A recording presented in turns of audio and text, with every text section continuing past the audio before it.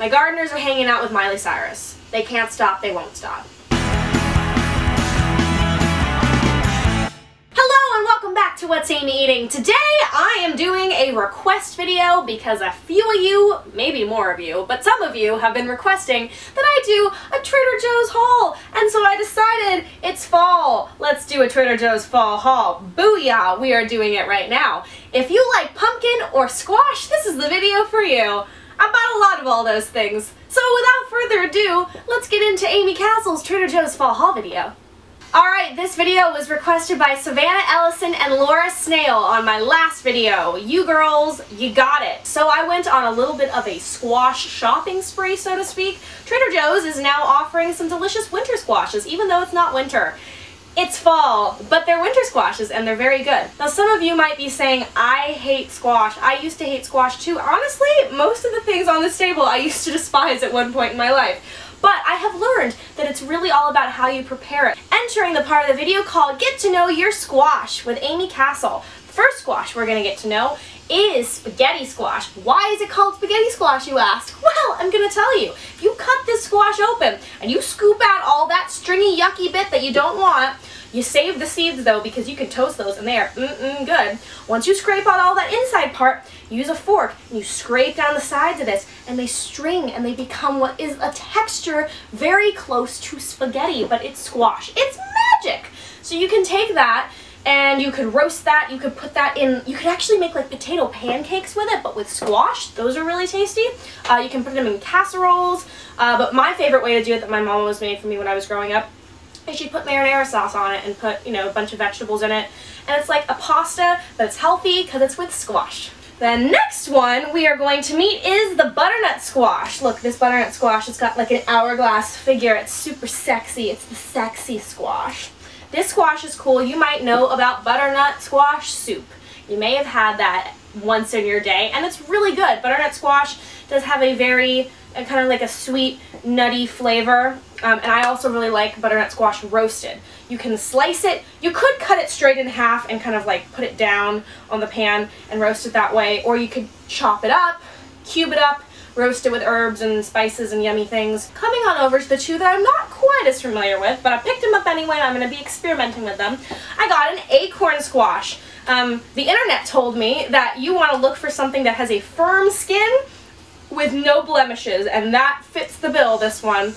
They're great. You can bake these. All of these you can put them in the microwave too if you don't have quite as much time, but I prefer to go the extra mile and bake it in the oven.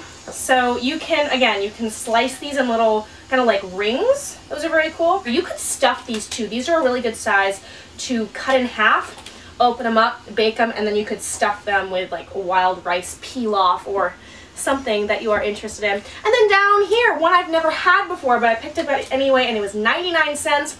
This is a Delicata Squash, and the sticker is telling me, just as the name suggests, this squash has a delicate, semi-sweet corn-like flavor. I can't wait to try it. Cut in halves, scoop out seeds, and place cut side down in a bit of water. Cover and bake at 375 degrees for 30 to 40 minutes. You can glaze with butter and brown sugar. You can even stuff vegetables and cheese for a hearty side dish. You can do that if you choose to. It's my magical squash wand. I grant thee healthy eating. Let's move on down into pumpkin land. So, if you like pumpkins, you're in the right place right now. I want to talk to you guys about Trader Joe's Pumpkin Spice Roobios tea. I made myself a cup of this last night, and let me tell you, who needs Starbucks? I know it's not coffee, I know it's tea, but pumpkin spice tea is amazing.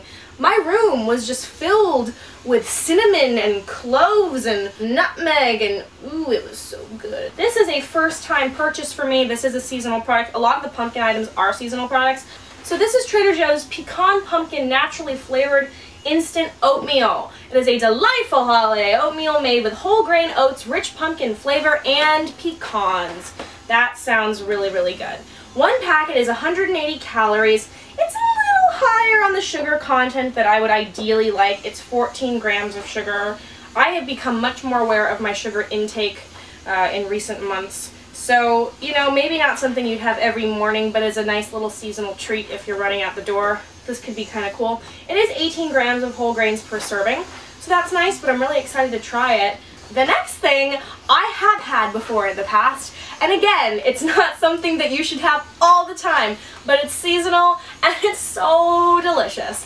It's the This Pumpkin Walks Into a Bar cereal bars. I got these last year and I kept some of them in my pantry for a while, and I was going to eat them not that long ago and I'm like, whoops, that's expired, and I was waiting for them to carry them again because they're so delicious. Again, they're a little higher on the sugar content. I'm just going to be totally transparent with that on you guys. One bar is 140 calories, it's 15 grams of sugar, so if you're not going to have much sugar the rest of the day, you need a little pick-me-up, this one's really good. 2.5 grams of fat, but they're so tasty. Fall in your mouth. Something that doesn't have quite as much sugar, which you'd actually think would. This is a Trader Joe's Cranberry Apple Butter.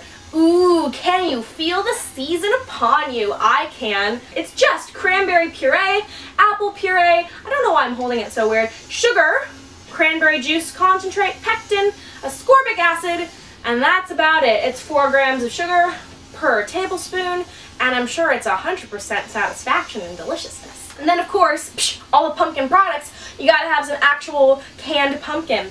This is organic pumpkin. I keep these in my pantry year-round because you never know when you want to make a pumpkin turkey chili. Speaking of pumpkin turkey chili, I have a recipe for pumpkin turkey chili, and that recipe is going to be next month, October, which is like pretty soon. It's going to be on the Kin Community channel. So I had been stocked up on these all year round, and when we filmed those earlier in the year, I still had enough pumpkin to make that recipe, even though they did not have canned pumpkin year-round in the grocery store.